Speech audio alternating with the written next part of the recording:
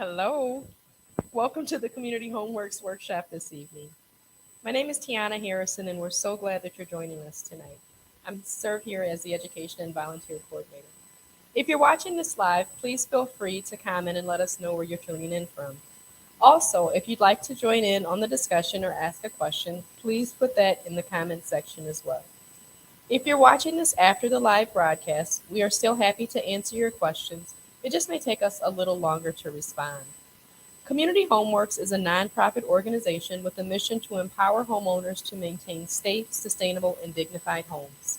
We get our funding from grants, gifts, and donations, so if you find value in the workshop tonight, we encourage you to donate on our website at communityhomeworks.org. Tonight's workshop is titled Tile Fundamentals, and our instructor is Mr. Brett Huckabee. Thank you so much for being here, and we look forward to learning more about tiling. Thank you. Appreciate it. Well, welcome to another Community Homeworks workshop. And tonight we're going to be basically going over, basic tile installation and repair. So I want to just jump right into it and get into what kind of tools you might need to gather before even beginning to think about a project like this.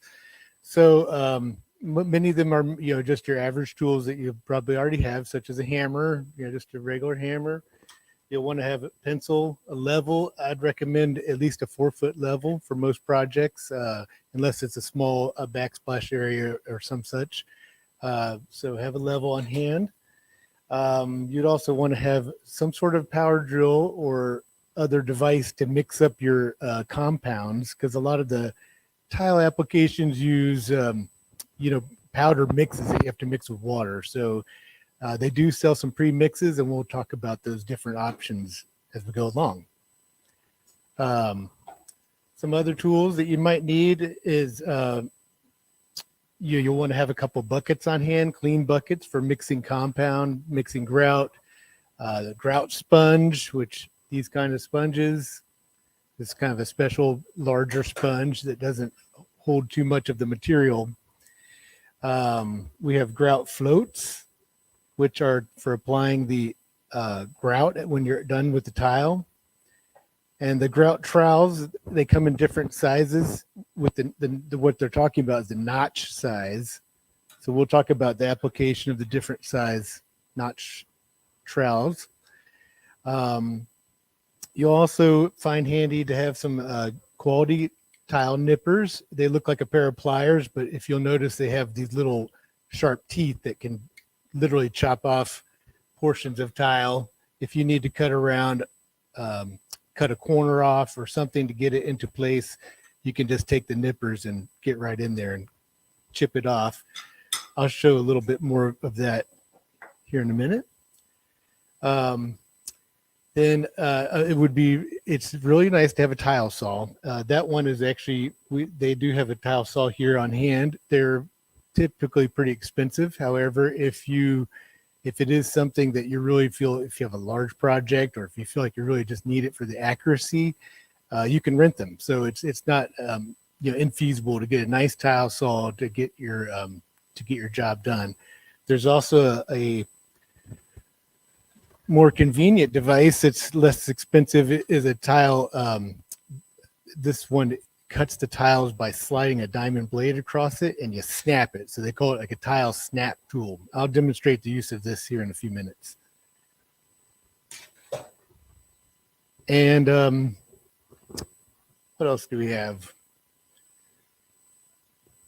You want to have some undercut saws if you're doing a floor or some place that has trim that you'll need to get behind. There's lots of varieties. This one can kind of like flip around to do either side of a doorway. And I'll show you how we space that and what I'm talking about here in a few minutes. And there's a thing called a China saw that also works, where if you need to cut it, you can slap this against the tile and cut against trim to get the right spacing. But the king of it all would just be an oscillating multi-tool like this that has a wood cutting bit on it. These devices make your life a lot faster and a lot easier. So that's the way I'd go with that, if you can get access to one. And the only other thing is maybe some painter's tape on hand, especially for tile repair. That's a good, you to use that to mask off adjacent tiles. And we'll go over a little bit about how to actually do a repair here in a minute. So let's talk about tile types. So there's lots of different tile applications. We have mosaics, porcelain, ceramic, glass, marble, granite. There's just a whole variety of materials that they use for the actual tile. So I'll just show a couple of those for the viewers. This is a type of mosaic tile, like a stick mosaic. So it would be maybe for a backsplash or like a fancy bar area or something. This type is actually considered mosaic too, just because it's on a sheet. You'll see that it has like a mesh sheet that holds these tiles together. So that would be a nice like subway tile for a backsplash or some other application, shower walls, etc. That would be a ceramic tile there. This is a glass tile here. And you'll see it's also on a mesh, so it's also a mosaic. And so, yes, and so if you guys, you probably have some experience with this, but if you guys can see here what these mosaic tiles look like. And so they come in basically 1 foot square dimensions, more or less. So that's why they're stuck together like that in that dimension. You'll see they're all mostly the same. There's another example of some glass mosaic, kind of an unusual pattern. So, when considering your tile choices, it's important to consider the application where it's going. Like you probably wouldn't want to put a slate tile in a shower area, for example. It's a very absorbent type tile that needs sealing periodically. You'd want to go with maybe a porcelain tile with some sort of glass border, something like this with just a few rows out of the glass tile. See if this bottle's probably in my way. So something with porcelain or ceramic is better for wet locations. And something of this more natural stone would be better for like a dry location that you don't have to be concerned with moisture. So that's lots of different types of tiles. There's tile specialty shops around town that might help. Does anybody have any questions about tile types? Gonna ask is, I understand maybe the difference between the moisture, but is there a difference between what you would put on a wall and a floor, or is that? It would still depend on probably the application. Like if I was to put like a wall of a shower, I would definitely want a very impervious type tile, like the porcelain or ceramic, like in what your situation might call for. Glass tile works nicely for borders. And we have a small disturbance. Anyway, oh wait, there's lots of ice outside right now. Anyway, so yes, for different, I would just be careful about like where the tile is going. If it's in an area that's never going to get wet, then you can use a whole variety of types of tiles. But if it's in a wet location, like a kitchen backsplash, shower, bathroom, any of that, I would just go, with the impervious type tiles. So, and they're usually, you can tell they're glazed, and there's different kinds. Usually they're porcelain or ceramic.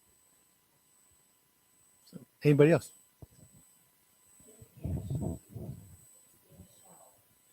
You see these people put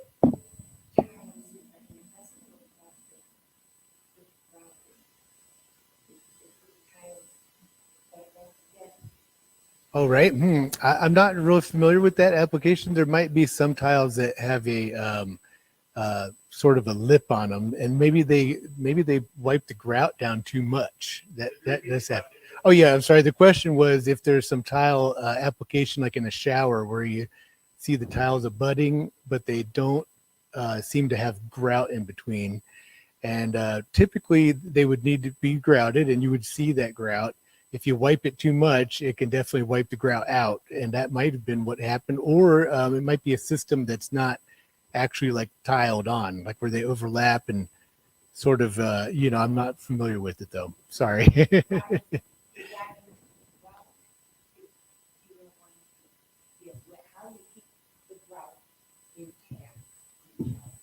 Right. So the question was, how do you keep the grout intact in the shower? And this type of grout sealers that we're going to go over here in a little while, you can get these spray-on kinds. You can get some liquid grout sealers that you put in these funky applicator bottles, and these really protect the grout. Now the thing is, if it's an existing shower and you're trying to preserve that grout, you can use like a vinegar baking soda compound and really scrub. I mean, it's like, toothbrush type scrubbing, go through, scrub out all your grout lines, get them extraordinarily clean, rinse it, let it dry completely 24 hours, apply that grout sealer to it, and you can really revive some old grout. So any other questions?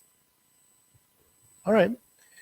Well, I'm going to move into actually kind of a mock scenario, I think, of like what it would be to do a tile installation. And, I guess the main issues, which, floor, walls,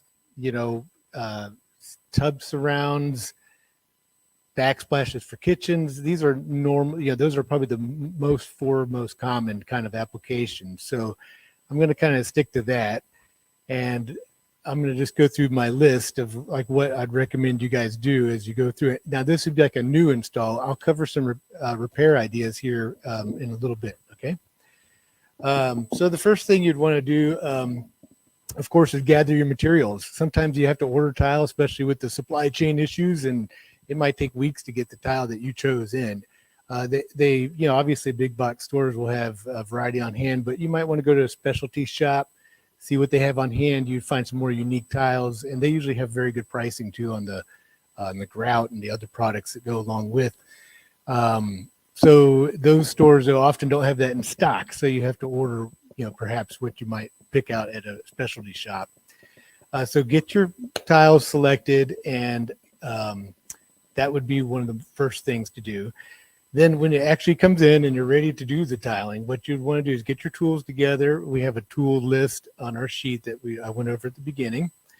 When you buy the tile, get 10% extra. So you measure the square footage of the room, which is the length of the room and the width of the room. You multiply those two numbers together and you get the square footage of the space that you're tiling. If there's a little nook or cranny or some funny shapes, measure those separately. Like if it's a alcove where you have a separate rectangle, you can just measure that rectangle and then measure the rest of the floor as two things and add it together, and then get 10% more of what that number is. Hey, Brett, Jackie online just asked a question and said, how do you measure an area to use glass or ceramic tile as a backsplash? Yeah, so let's see. Let's take an example. Let's say that this. You can erase the board if you need to. Feel free. Let's just say this. It's a funky eraser. Let's just say this is like your typical countertop area, and we have a countertop here. And then your backsplash is here. And you might have a corner here going off that direction, but let's just focus on the square here. Now your cabinets might be here, or maybe you just have wall space above your countertop in some areas. So what we would do is pick that distance between where normally the countertop and the cabinet would be, which is usually like 17, 18 inches, somewhere in there. But it varies. So measure yours, but you can measure from the countertop right up to the bottom of the cabinet. If you're using a tape measure, you really need to bend that to get it up in there. And you don't have to be like spot on, because you're going to be grouting anyway. So sometimes you can fudge it a little bit with the grout. And what you would do is measure up the wall to that space. So say it was like 16 inches. Or let's say like it was 18, and you could go 18 by say 2 feet, and so that's 18 times 24, and that would be your inches, your square inches. So you would then divide that by 12 to get your square footage. Does that make sense? So let's do the math on this. So if this was 18 inches, going up, and 24 going this way. And then let me just break out my calculator. I This came is up what with you do. 432 inches. Right, 18 times 24. Yep, 432. So then I divide that. So 432, that's my inches. Then I'd want to divide that by 12. Whoops. Which ends up being 36. Which is really, that's not quite right though. So, oh yeah, it's 3.6. It's 3.6 square feet. So that's what you could do is do like, 1 foot, 1.5 feet times 2 feet would also give you that. So anyway, so that's pretty much, just figuring out square footage of your space. Now, if you don't have cabinets up above in this area here, and you're like, well, what do I do about the tile edge across the top? Because that's going to look really weird. Or maybe there's a cabinet here and the cabinet start again over here, and you have this kind of bare edge right in between. That's where you would take this. They sell these transition strips, work nicely to add a border, and you actually lay this underneath the tile when it goes up against the wall. So that would be how you would get that edge taken care of. I'll go into a little more detail about how the actual install is, but I hope that clarifies kind of how to do the square footage. Is this where you were saying you would, like for selection, that 10% more, you'd take that number and 10% more if you're 10% more of that. kind of- And just, if it comes in boxes, just get another box, and that way you can take it back if you don't use it. And a lot of times you do end up needing it. So there's a lot of waste in tile when you have to do cuts. So it's just part of the deal. Okay, so moving forward. So we're talking about the tile, getting the right amount. And then the next thing would be to get what kind of method what you would use to actually bond the tile to the surface you're going to. So that really brings us, I'm going to cover this more about the surface preparation, but the surface really matters. If it's a backsplash in a kitchen, it's probably drywall or plaster, and that's fine because you're not going to be really getting that surface wet or anything.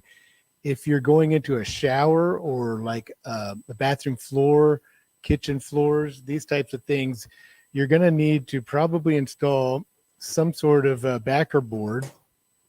This is an example of a 1/4 inch cement backer board. It's basically like dried cement in these sheets. And this stuff you screw down, it takes a ton of screws, like 1 every 6 inches just about. And it requires specialty screws. So you definitely need like a power drill and an ability to screw this down. I usually screw and glue it. So this would only be really for like wet area applications where you would need to consider what you're going against. So look, the long story short is the adhesives, there's 2 types. There's thin set and there's mastic or tile adhesive. So here, a bucket of, full tile adhesive here, and it just comes in these giant buckets. They're kind of expensive, probably like $60 for that bucket. Or you can buy a bag. They're big bags. I admit it's a pain because it's like a 40-pound bag usually, but it's probably less than $20, and it's called thin set. And it's a cementitious mixture it's a powder form. I don't think we actually have it here, but I'll just say like it looks like this kind of a bag, and it's just a powder form that you then add to water and mix up. So that would be for any wet location, is to use thin set. Can't stress that enough. Oh, I got you. Maybe it's this one. Oh, it is here, yeah. Well, anyway, it's just called, like this one's called a Sure Set. I don't know if you can see the label, but There's lots of different types. Any of the big box stores or tile shops will have thin set, and that's just what you ask for. Now, if it's a light colored tile and if you're using light grout, you'd want to go with like a white thin set or a light colored thin set. If you're going with dark grout and it's, then you can just use the regular gray stuff. So usually it comes in gray or white, so you don't have a lot of choices. But when you go to grout, if you use gray thin set, you might regret it. So it's just a way to save some grief down the road. So that's like what we'd consider like the bonding agent of the tile to a surface. And most wet applications is going to be thin set. And most dry applications, you can use thin set or this pre-mixed mastic stuff.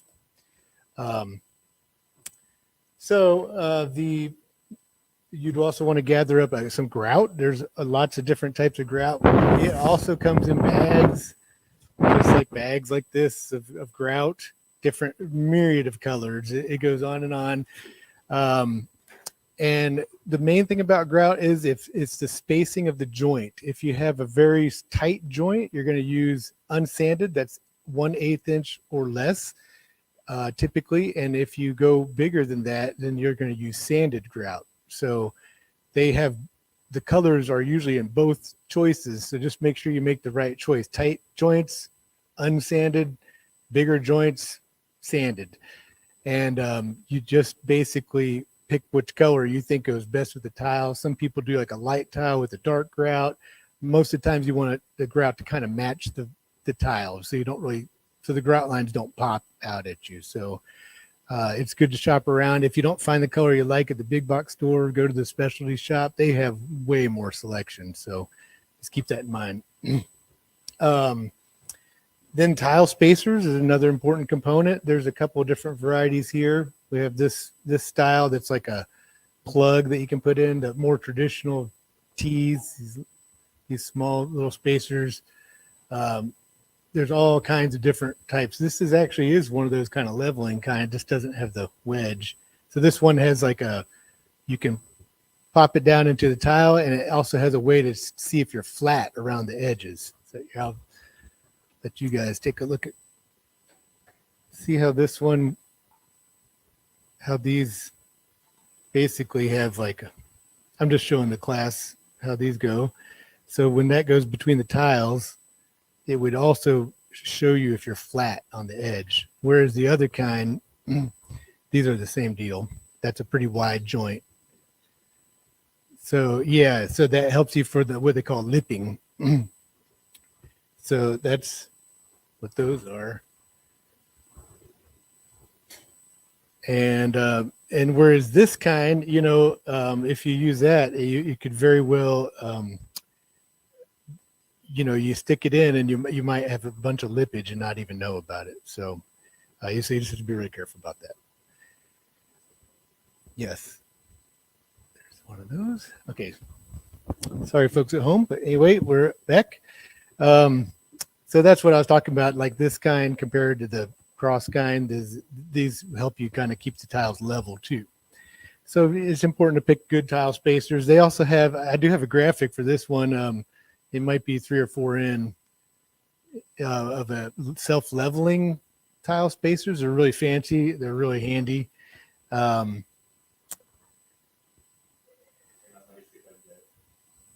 of course, you'll have to pick up the backer board if you need it. So that's usually for wet locations. You would, like in a shower, if you have like a vinyl surround or a fiberglass surround and you tear that out, then what's going to be left is drywall usually, or maybe just studs. And so then you have to go back and put up some sort of tile backer. There's lots of choices though. Just look around. There's lots of new products out there. There's some new fiberboard products that are easier to work with than this hardy stuff, but kind of the industry standard is, hardy backer is what they call it. But it's any cement-based membrane backer. There's also Schulter has a system that works great.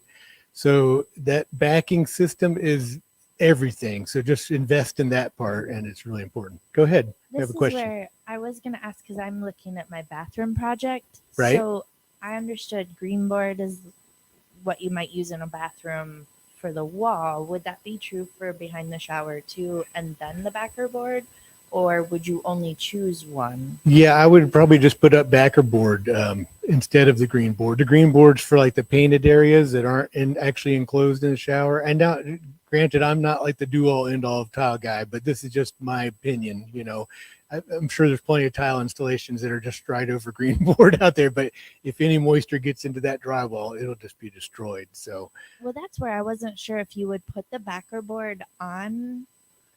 yeah, if sometimes you can get away with that, the problem is usually you're getting too deep on your tub lip and you might end up with just a funny looking like rounded part where the tile's coming out right too close to the edge of the tub. So it depends on the depth of the wall and you know how that works out to the edge of the tub. So that's a good question though. And you know, sometimes there is a product like by Schulter that you Schulter, is that right? that you can put up on the wall that is like a membrane that you press into thin set. You put this thin set stuff on there. It's this orange material looking stuff, and it's not quite as thick as some of the backer board. But this product is 1/4 inch, and you might be able to get away with it. It would just be challenging getting it in the studs and everything. So usually you just pull all that stuff out. It makes a huge mess, but you get down to the studs and you can just build it back out right where you want it. So that is a challenge. Kind of like what you'd put on your lawn. Remember, that's what I'm picturing in my head. Right.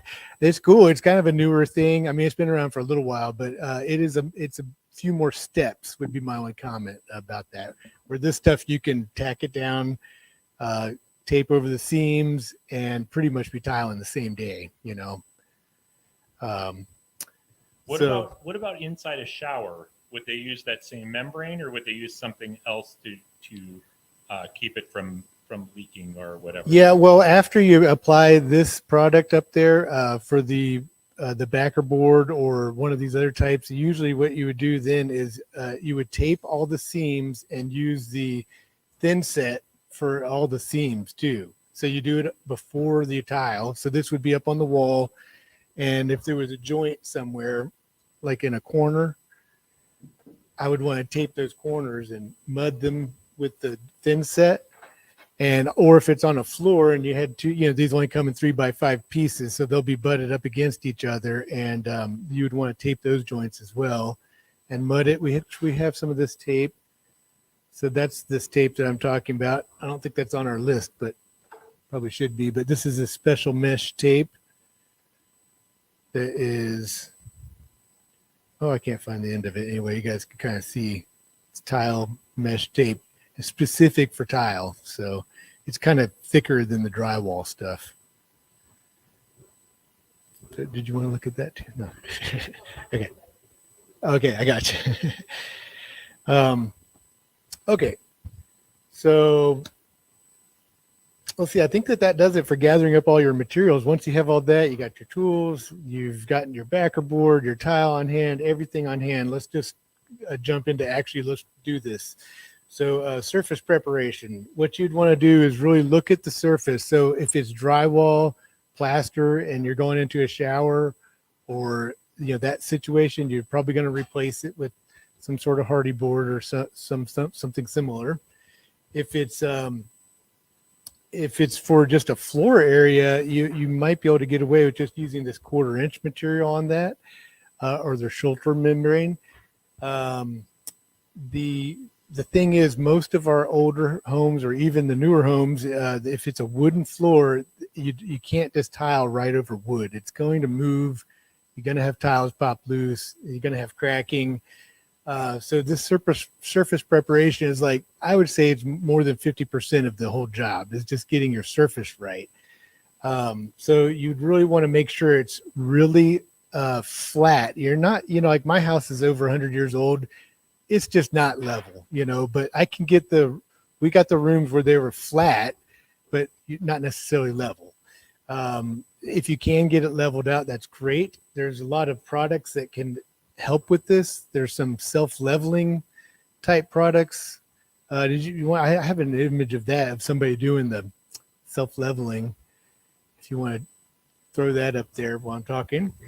It's a pre-mix, again, a powder that you have to have a bucket for, and you'd want to have, a drill and a paddle bit like this. And you would put, you probably want a little bit bigger drill than this. So you might want to get a power drill, a corded drill. They're also cheaper than battery. But if you have access to somebody's, decent hand drill, that usually will work. This is a hammer drill. It's a little more robust, so it can handle it. But it will burn up a drill. So be really careful when you're mixing any of these products. You can imagine that great big bit on there puts a lot of torque on your drill. So just kind of take it easy. And usually you'll add, just a word about that. You'll add a little bit of water first, and then whatever add mix you're putting in. Water, add mix, kind of build it up. A lot of people just put all the water and all the add mix in at once. Maybe if you're a pro, you can get away with it with a great big drill, but most homeowners have something like this, and you just want to take it easy. So there's here's an image of them basically floating a floor with this self-leveling agent. So you mix it in a 5-gallon bucket. You literally pour it out on the floor, and it just goes wherever it wants to go. It's like pouring a thick, compound on the floor, but it's watery enough where it will just travel wherever it needs to go. If you'll notice in the picture, it has that they put that border around it to keep the stuff from like going down into the basement or any holes you have or anything. It'll just find them and disappear. So, and then your floor won't be level again. So it's really important to seal any perimeter holes or anything. But this is a great technique, especially over concrete. If you do it over a wood floor, like a wooden subfloor, you have to put in like a mesh membrane that they sell. It's a fiberglass membrane into that stuff to keep it from cracking. So it's probably what would happen if in that application, if you needed a wood floor and you're trying to level it out, you would want to make sure you have, you would really want to make sure you seal the perimeter, have that mesh compound down, and then pour the leveler on top of it. And that should usually take care of it. And then you don't really need the hardy backer if you have because that's like a concrete surface at that point. But the other option is to just spot level some places and then put the hardy board down.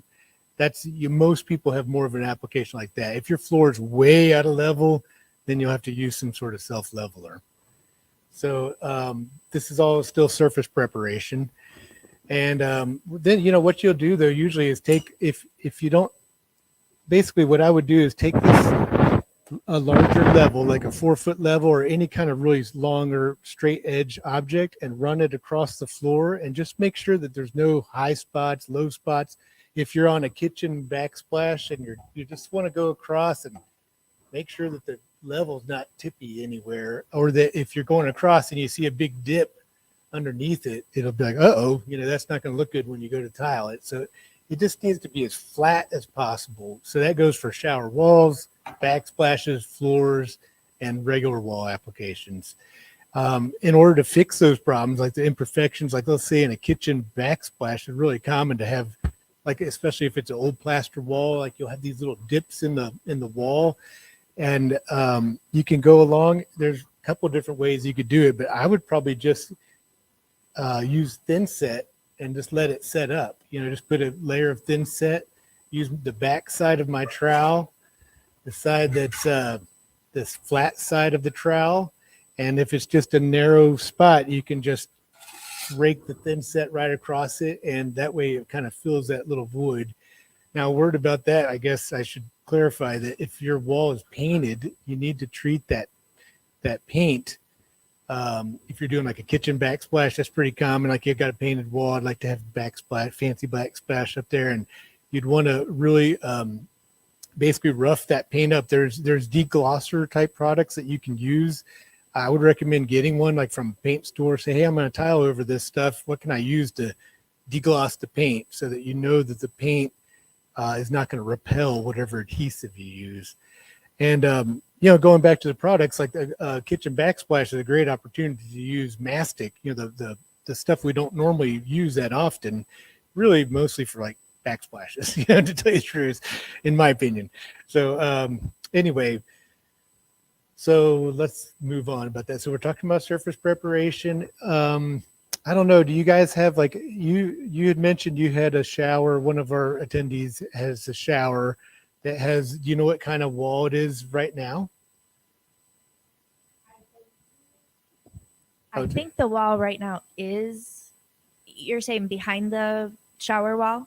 Right, and right now it has like a vinyl shower wall in place. There looks to be a really, really, really old shower vinyl Surround thing, gotcha. But behind it, it could be plaster or drywall. Yeah, so normally that's what you would find back there, and this is where it's almost like a borderline DIY. That step of trying to get all that, normally you would end up having to tear that out most likely, because you really don't want to do this fancy tile job and then have that plaster get wet and it just start to rot, within a few years. Not that it would get wet if you took all those steps, but it could. So tile is kind of like, it's not, it's water shedding. It's not totally impervious. That's why we do so much prep on the surface.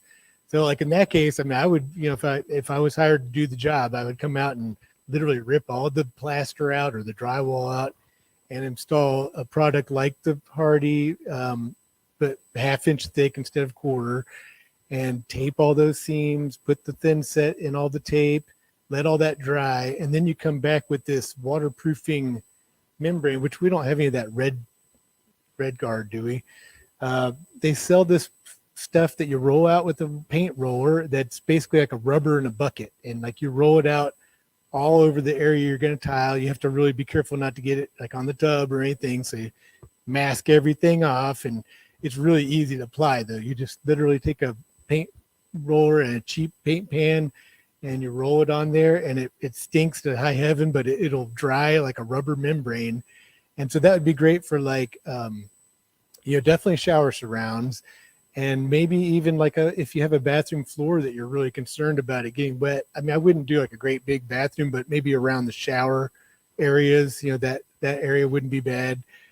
Some people have these 0 entry showers, and of course that whole thing would be red guarded, and just make sure that it's, there's different products. I shouldn't just plug one product, but it's basically like a rubber membrane that you paint on. So, anyway, that's a really, really important step. So smooth wall, flat wall, some sort of waterproofing agent on the wall if it's in a wet area.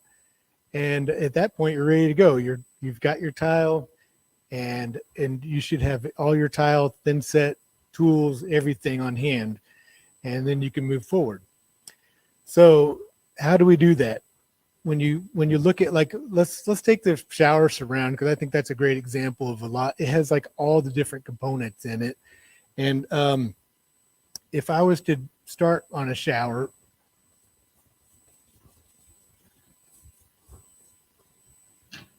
let's just say here's the bathtub, basically, with its little shelf.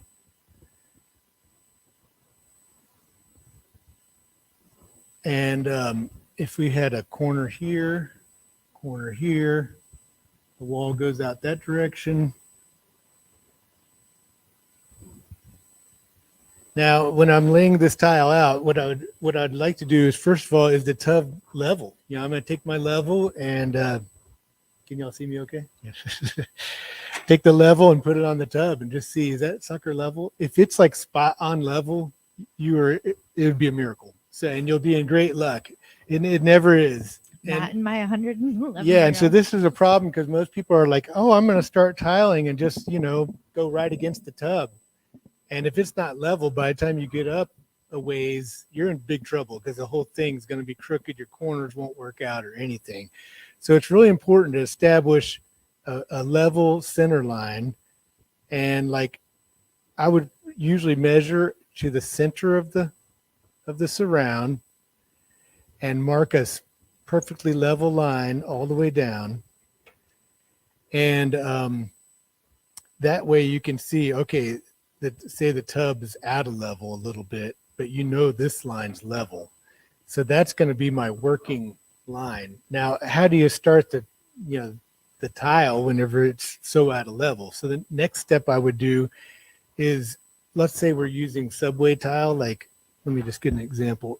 Oh, like this Here's some subway tile that we would be laying, adjacent like this. And what I would want to do is probably just kind of real quick. Oh, siren. I want to make sure, the spacing across, where is it going to come out where I don't have just a sliver of a tile? Okay, that's the first thing. So you start in the middle and literally just walk it over. If they're the kind that touch, just let them touch. If you need the tile spacers between them, some tiles have like a little spacer built in if they're really tight. You can read on the package, it'll usually tell you. But if you need spacers, make sure you allow for the spacers, and just make sure you're not coming out at the end with a teeny sliver at the very end. That you have at least like probably a third of a piece. So you can adjust that center line depending on where you need that tile to come out. And remember, if you're doing a subway tile, it's going to be staggered. So make sure your next stagger is not off, by just, half an inch or something, because then it's so easy to fix at this stage to lay it out right. So adjust your line whichever way you need to go to get the tile to work out right. But it almost always works out best to be right in the middle, or really close to that point. You'll want to check the edges too. And if it's coming out like on a blind wall, like on an edge, they have all kinds of trim pieces you can buy that can kind of cover those edges. This is some sort of radius piece, but they have some really cool different tile that you can put right in the corner where it might dead in on like the edge of the wall. And you're like, well, what do I do with that? I don't want to see a bunch of tile ends, so you'd get a little trim piece to kind of go up against the tile on that side. So that would be like maybe for the walls that are poking out from the bathtub, coming out into the room. So we're talking layout. So right now I'm dealing with the tub, and let's say it's going downhill a little bit, and I'm never going to be able to get, if I started laying it, all my tiles, it's going to be crooked all the way up. So what I recommend doing is taking basically the short side, or I'm sorry, the long side, and make sure that you can get a full tile, and you measure up that distance. Oops, make a mark. Good thing that tray was there. And then you literally, this is my technique. I'll go ahead and scab a very straight board right onto the wall. And, you might have to go buy like that perfect piece of wood that's perfectly straight or whatever. And they sell things that you can do this with, but we're usually on a budget, and just get a nice straight board and cut it to length. And then I'll literally tack it on just a couple places. You don't need to drill the crap out of your wall, because you have to go back and fix any holes you have in your wall. So just a couple holes to hold it up there nice and sturdy. And now that's going to be that'll be at the top of my first row, or you might have to go 2 rows, if you're using some small tile, where you go up. And that way you can just start laying your tile on this nice, this is straight, this is straight, and you just keep your lines. So what I'll do is take the trowel, and let's talk about these trowels. If I have big format tile, it's usually going to use a bigger notch trowel. Small format tile, smaller notch.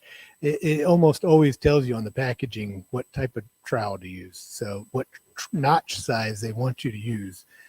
They're square notch, and these are V notch, these tiny ones. You probably can't really see it on the screen. Or actually, that one is square notch. Sorry, I don't have my glasses. Anyway, so what I would do, let's say we're doing ceramic tiles, so this would probably be appropriate size for what we have. And I would mix up my thin set. Now, once you mix that stuff up, you probably only got 20, 30 minutes. Let's not mix more than you can really work with, because you don't want to feel that panic like, oh, I got this whole bucket of thin set. And so it's kind of a pain, because you're constantly having to mix this stuff up, and it's powder and dusty. So you'd want to have probably a mask at least.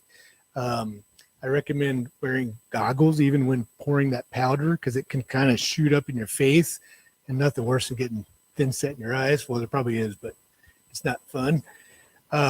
Wear some gloves, like some nitrile gloves, or some, good rubber gloves, so you don't this stuff will destroy your hands. Any of the thin set or the grout, it just really does a number on your skin. So be careful about that. So once your product is mixed, just follow the directions on the package. Now, the thing is, it's almost always for the whole package. So I just tell people, just mix it like it's like a really thick peanut butter, like something that you could pick up on your trowel and it's not going to just drip off. So if it's a little too dry, it'll look kind of cakey and like you can't really get a grip on it because it's too cakey. And if it's too wet, you'll go to scoop it up and it'll just slop right off. And you don't want that either. You want to be able to scoop it up and have good consistency and smear it on. So I just kind of eyeball it. I mean, you'll get, it's not rocket science. You can kind of just mix it up like thicker than cake batter, but not like concrete where it's kind of dry and clumpy. This is like a nice smooth peanut butter that you could just scoop out and it'll stay on your trowel.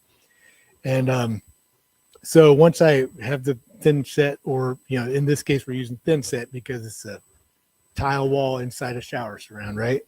And we've put the hardy back up. We've got the rubber membrane on, and the seals are jointed. I mean, the seams are taped and sealed with the thin set. Then you put the rubber membrane stuff on. Now we're coming in with, after we have the ledger board up, you pick up a little bit of that thin set and you just do a little bit at a time, and it's got to go in one direction.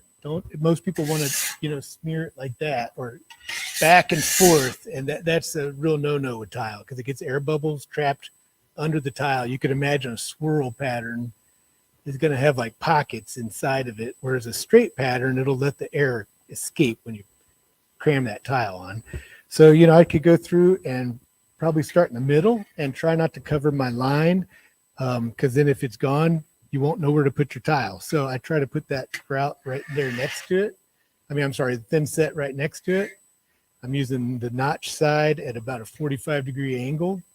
So you'll have a lot of compound on here. You'll really scoop it up, put it up there, scoop it up, put some up, and then you scrape it up from your ledger board. Try not to get a bunch on the ledger. You'd really just right above it and make it nice and tight. And if there's any big clumping, you just kind of keep working it out until the clumping is worked out. You might have to scrape off your trowel on your bucket. So it's very messy. So just wear clothing, have tarps down, just be ready for a mess, and then it's no big deal because you're dressed for it. Then you can start laying that first row of tile and get your pattern established off that middle line. And then as you work your way up with the subway, you'll just do, usually you'll do like a line. You might not go all the way to the end if you have a couple cuts. But the problem is once you start with this thin set, you'll need to put those ends in there, right? Pretty much as you go along. But you might do 2 or 3 rows, come back and do the ends.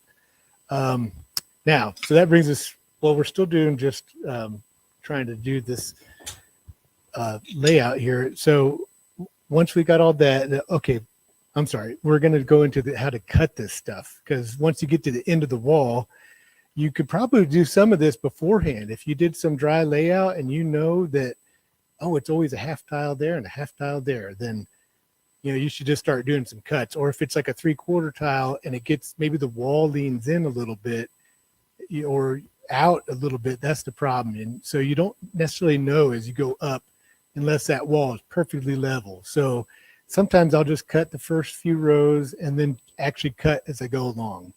But that can be kind of stressful if you've got this mortar that's drying and you're trying to cut, and so that's why we just do a little bit of the thin set at a time. That way you're not too stressed out about trying to make all these cuts. Let's see, can we switch to this camera over here? Let's see if this will work.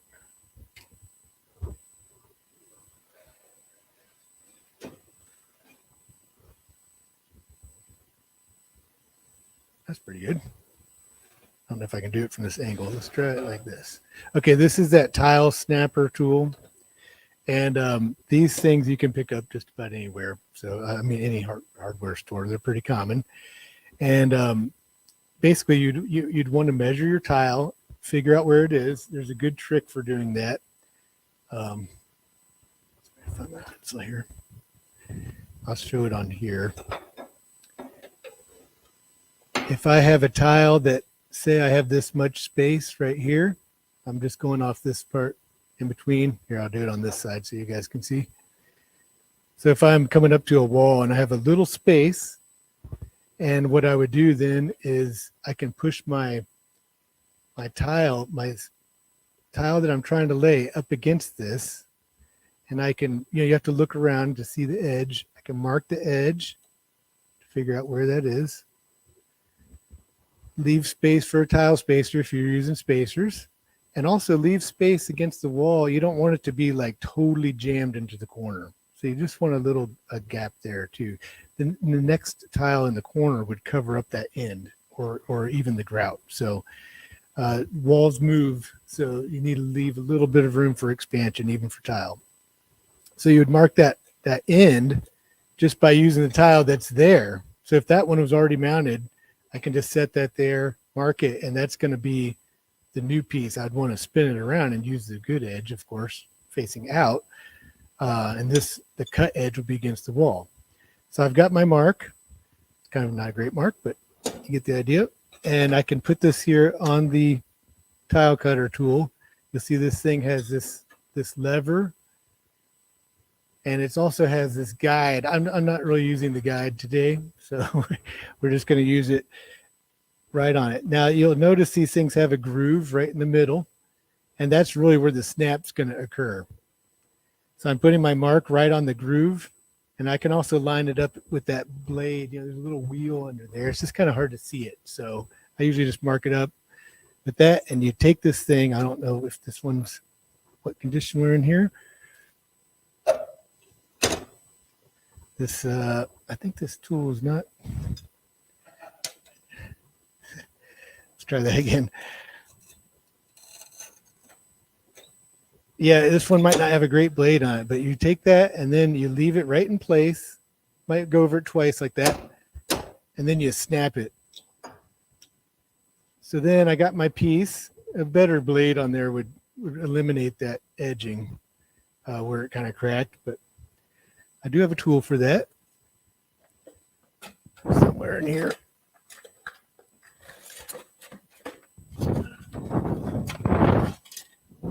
They sell these like sanding stones.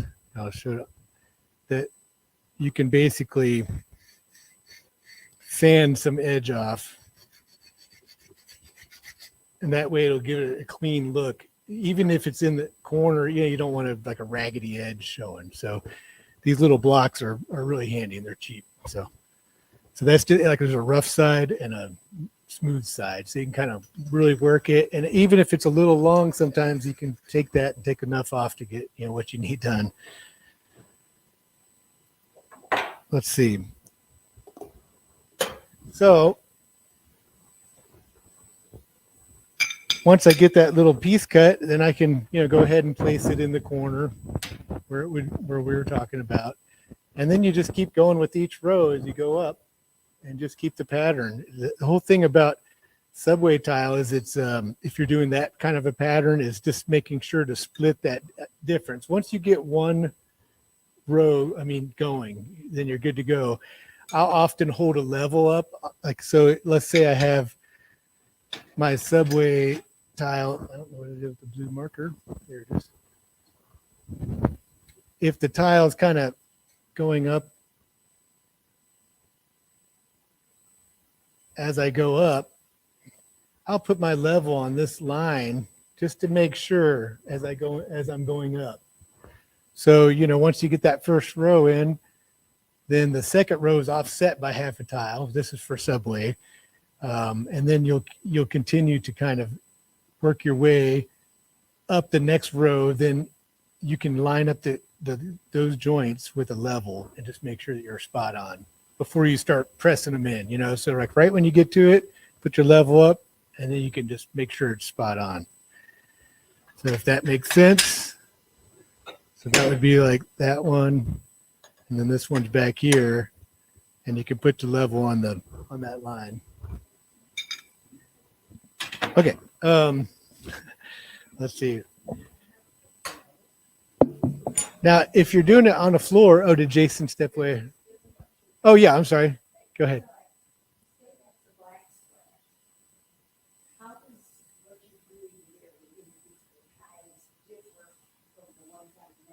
Yeah, that's a good question. the question was, what do you do? Like, let's say this is a backsplash, and it's the same problem. You might have a sloping countertop. You know, you're probably, most houses are not quite perfect, or it might have a little place where it bumps up. So you really have to take into account, you know, do from the longest part first, and then you can always cut tile down to match. And we'll come back to taking this ledger off and how to deal with that. But when you're putting this up, if I have my reference line, I can still reference that line off of this part right here. And the beautiful thing about Mosaic is, I mean, this one's a little unusual because it has this kind of shape at the bottom, but I could still put my level on that too and just make sure I'm level, or, you know, have a line scored this direction too for that first one. Once you get the first one in, and if it's perfect, then everything else should just flow right from that, you know? And then, yeah, when you get to the corner, of course, it's always a nightmare because you might have like little tiny piece and a big piece and a little tiny, and it's almost unavoidable. There is some, you know, you definitely can like try to dry lay it to where you know that, okay, it's going to come out at least half a tile. That would be ideal. These are really hard to cut without a wet saw. Though honestly, this is probably where I would recommend, you know, getting one for that. So, or, you know, renting one, or they have some inexpensive other kinds that aren't quite as elaborate as what we have here. Whoops. Okay, so we were talking about this. Let's just finish this around real quick. Does anybody have any other questions at this point? So I've got my layout line, got my ledger board that's also level, so I would be able to follow that up. Let's say it was a countertop, I would have hopefully the countertop level, you know, and I can just use that with a tile spacer underneath, because normally you would caulk that line between the countertop and the tile. We'll get to that in the finishing touches, but that way I could just use the countertop as reference, would be okay. But once you start laying it out, then when you get to the corners, you're going to really want to make sure the same deal happens with that you're not ending up with like a sliver on the end or on the other side. So you'd want to do the same thing, draw a nice straight line in the middle, practice the layout there that way. And, you know, that would have been all done before you start any tile application. Okay. Let's move on from the next step then would be, yeah, I was talking about basically the gap between the countertop and the tile is really important because the countertops tend to move. A lot of people just grout that and it looks fine for a while, and then that grout almost always cracks out. And so they make color matching grout that, color matching caulk that matches your grout. So it's really important, like when you're picking the grout, go ahead and, if you have an application like that, so, and like in your case, it would be around the tub, like you would run it down to the tub and try not to get any grout in that joint.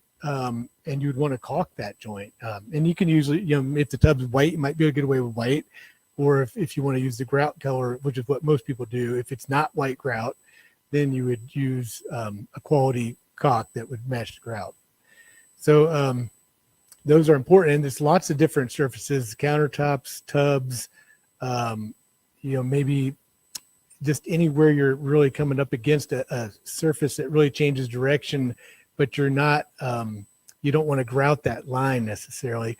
Now in a shower surround where the corners meet, it's kind of tricky because it might look funny if you just grout it, if you caulk that whole thing. So I usually just grout those corners, but it's also a point of failure. I mean, that's where you normally see cracking of grout, right in those corners. And it's because the walls move at different rate than than everything. And so you'll get some shifting and a little bit of cracking on the grout. Hopefully if your backer is all in place and screwed down and glued down really good, it wouldn't do that theoretically. So, but you know, houses move, they're wood, so they move. So, so there's probably some debate about that, the shower corners, which would, but not so much on the countertops. I think everybody would agree to caulk that line. The other thing to keep in mind is when you're starting all that, if you're doing like a floor or a backsplash, is to make sure you have the pieces like the transition strips. These kind of strips you want to have them pre-cut, and they sell them at even the big box stores. This style is a little different. You'll see the profile on that is designed to kind of go down, taper down to like a cement floor. Maybe you have tile going up to a different floor, and you just want to have a little threshold. This is like built into that. So these pieces are important to have on hand and not to forget, because you'll lay all your tile and be like, oh, I forgot my transition strip, and then there's really no going back. So what would happen then if I was laying tile that like even in like if you have I don't know, we've done some where it was a very high ceiling. We didn't tile all the way up to the ceiling. So where the tile stopped, I mean, most people would get like a border tile, but if you didn't, you can use one of these at the top, just to kind of give it a nice cap, and it doesn't have the raggedy edge on the top. How do you attach those? Do they get screwed on, or Yeah. do they get just That's a good question. mortared into place? Or So how do do it? you literally just mortar these into place. So like as you're laying the mortar and you're doing your swipes with your trowel, then this part you would literally have like right where you want it, and you just put the trowel right on it, and you just smear the stuff right with it. So normally these are used more for like floors. Okay. So you don't chip the edge of that tile. Even if the floors are adjacent, like a wood floor and a tile floor, you still put one of these things in there. So that's an important step not to forget. So we talked about doing just enough thin set for like 20 to 30 minutes. How to put the thin set on. I'm sorry, we're not going to mix any actual thin set today. It's just kind of a messy project. But for these backsplashes, you can use this mastic tile adhesive stuff, and it's just in a tub. So you just get a little bit out, put the lid back on the tub, and keep going about your day, so it's very easy. That's why people choose that a lot. And I will say that they tell you at the hardware store often that stuff's okay for wet applications, and it's not. Okay, so don't believe a word of it. It has organic compounds in it because it's like a glue, so it will just grow mold and fall off the wall. And I mean, I've seen it all. So that stuff's terrible, and I've even done it. So I'm as much to blame. So when you get your first course, most important course, as you're going along and putting these tiles in, just make sure to really press them firmly. And pros recommend you pull one off every once in a while to make sure you're having a good bond. It's like maybe every 3 rows, you stick one on and you just kind of pull. It's kind of ridiculous because you're like, oh, I'm tiling. Why am I pulling one off? But especially on a floor, because you think you're getting this good adhesion, and if one just pops off, then maybe your thin set got too dry. Maybe there was a pebble under there or something that didn't allow it to sit right. So it's good to just go through and check as you go along. Make sure you have a good adhesion. Talked about troweling in only one direction. Let's talk a little bit about back buttering. Sometimes if you have a very big tile, like anything over 12 by 12, you'll need to, here's one. It's not quite 12 by 12, but whenever you deal with large tile, you'll want to take the thin set that you're using, and you'll literally usually I just take the flat edge of the trowel and dig some out, and you just literally butter the back of the tile, or the whole thing, and you'll still put the thin set on the floor and use the trowel one direction, and then you back butter the tile. It takes a few extra moments, but when you do that, then when you go to put it down, it'll really adhere well, and floors are really critical for that, so you don't have cracking. How are we doing on time? Oh, it's already at 7. Okay. How long? It's supposed to be an hour? So, okay, sorry. So let me go through the rest of this real quick as far as the installation goes. They also have, instead of these strips, you can put in marble thresholds. They sell different types of cool thresholds that you can do that are tile, that you would just stick down with the thin set. I always recommend keeping a bucket of clean water handy and a clean sponge while you're laying the tile too, because it's a mess. And any of that thin set that pops up through the grooves, you'll want to wipe that out all the way out. Just get as much of it off as you can without moving the tile around. But so make sure you wipe all that down as you go.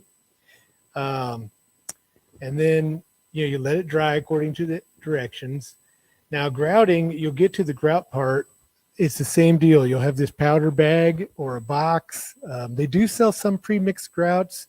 There's epoxy grouts. If you want a really robust, it's not easy to work with, but it's like for showers and stuff. It's really robust, but it's kind of tricky to work with. Remember, the bigger gaps is going to be sanded grout. Smaller gaps is unsanded.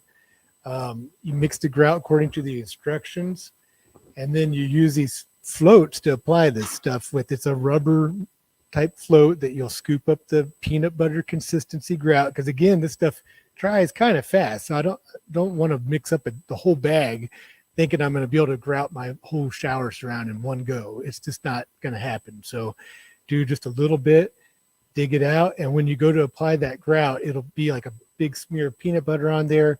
And when you hit your joints, you don't want to go parallel with the joints. You want to kind of go at a little bit of an angle. You really want to cram that in there. Just smear some on the wall, cram it in there, and just keep pressing, making sure that you really have the joints filled all the way without scraping across the joint where you knock the grout out. So it's kind of a fine line. You kind of get the hang of it after doing a few of.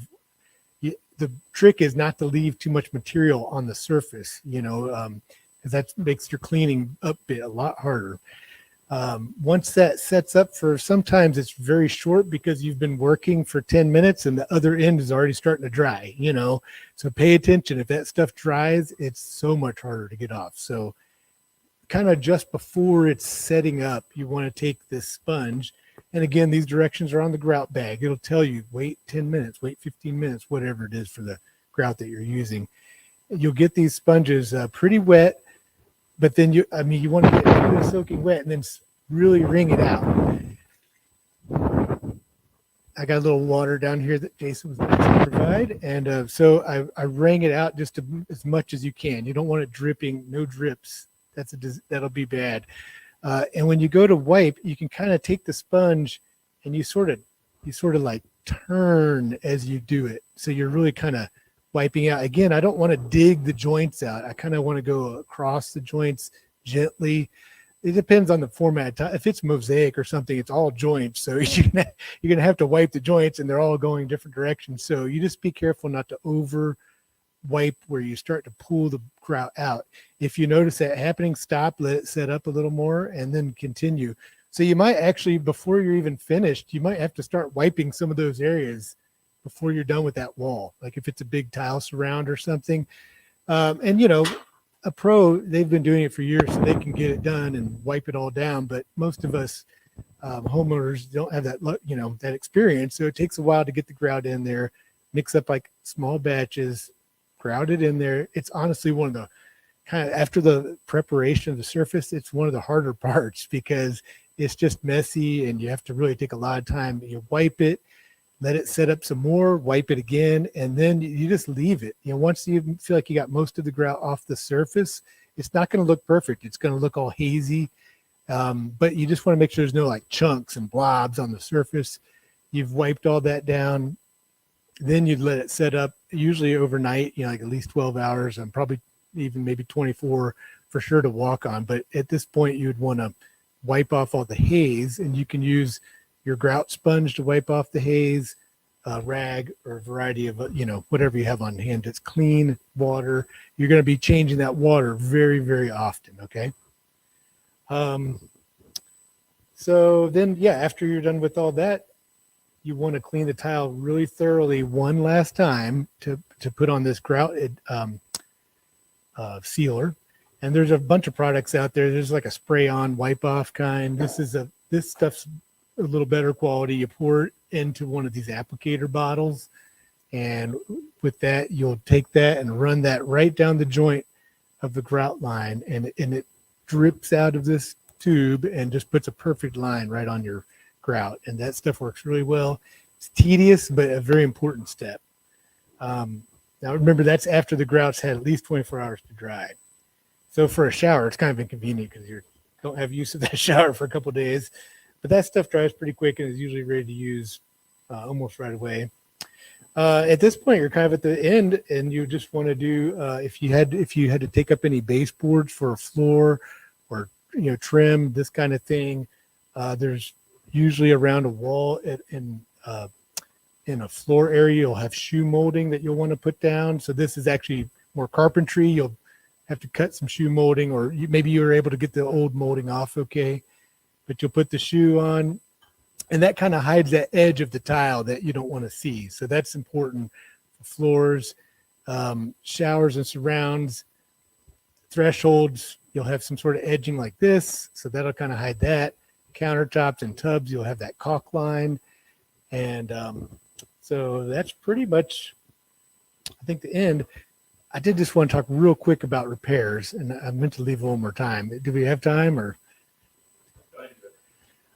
Real quick, if you have a tile repair, which probably some of you are here for, like a cracked tile, I mean, I guess the first question would be like, why did it crack? Is it because the floors, got a creak in it and that tile's popping off?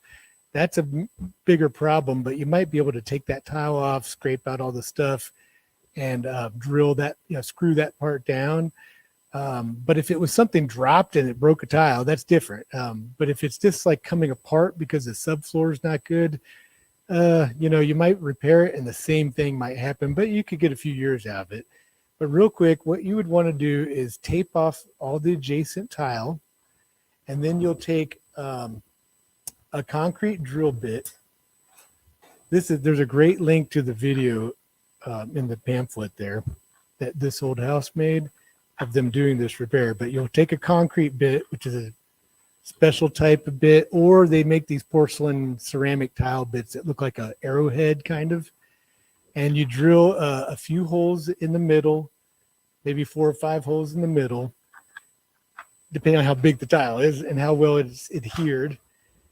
Then you start with like a small, like this is just a cheapo little masonry chisel that you can start right in the middle, right near one of your holes, or if it's cracked and you drilled a hole right in the crack, that's a good place to start, and just start chipping that away. You've got to wear, safety goggles. You might even want to, wear gloves for this, because there'll be like little shards of glass practically, and work your way up to like a little bit wider one if it's bigger tile. And then after you get done with that, you're really just going to scrape out everything that's in there. You can just use like a 5-in-1. You can use, I don't know what I do with my tool, but any kind of scraper to get all the mastic out as best you can.